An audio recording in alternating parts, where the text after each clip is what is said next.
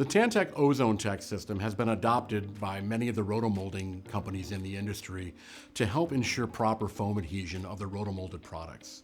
Over the past 10 to 15 years, Tantec has installed numerous OzoneTEC machines at various roto-molders throughout the United States. Prior to this, they were buying plasma-treated resin and had no real good way of improving the surface energy of the inside of the roto-molded part. By using the OzoneTEC system, they're able to inject ozone into the cavity, capturing it inside the cavity and allowing it to etch the interior sidewalls. We've also worked with other foam supply companies that have shown the improvement of adhesion of their foam to the sidewalls in a roto-molded part after the ozone filling process is done by the OzoneTEC system.